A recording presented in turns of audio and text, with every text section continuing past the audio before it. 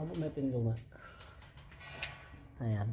Ito yung ginawa natin. Ito yung kanina. Ayan. Medyo na ano na lang. Pero ang naging problema niya talaga mga kadads, kung titingnan mo siya ng side view, ayan, tagilid siya. Ito, tingnan mo. Straight. So yun po yung naging problema. Ito para sigurado. Ayan, duda kami dito. May lumilitaw sa pakunti-kunti minsan, pero di masyadong halata kasi ayan o. Ayan, medyo tabingiran siya. Oops. Ito ba? Ayan o. Medyo pa tabingi siya. Like dito sa nilagay natin bago. Diretso na siya. So kalagin na rin natin. Let's go.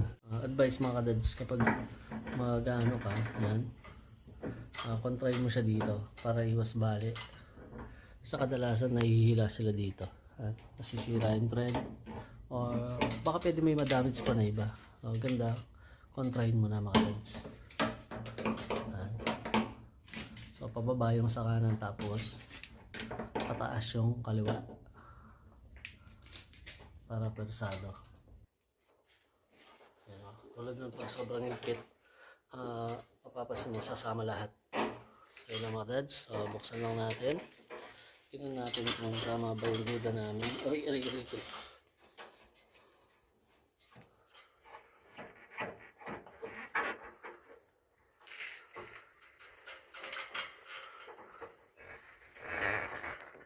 Okay naman siya, fit siya.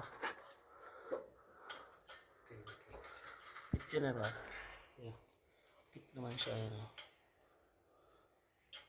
Nagtabingin lang talaga yung pagka-flare niya.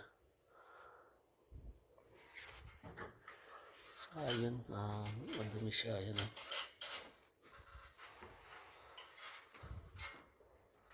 Nag-oil din siya. So, re-flare na rin natin para sigurado. Tingnan yung napakadami niya dito sa loob. So, let's go. Ito mga dads na re-flare natin siya. Tingnan yung mga dads na diretso na yung pipe niya.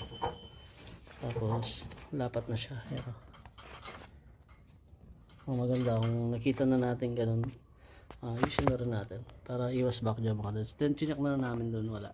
Okay, so let's go. Ito na nga mga dads at nagkakarga na tayo. Ayan, so kasi yun na nagbumoisture sa lahat. Then nasa 135 PSI na tayo mga dads. Hinihintay lang natin na nag-stable yung ano niya, yung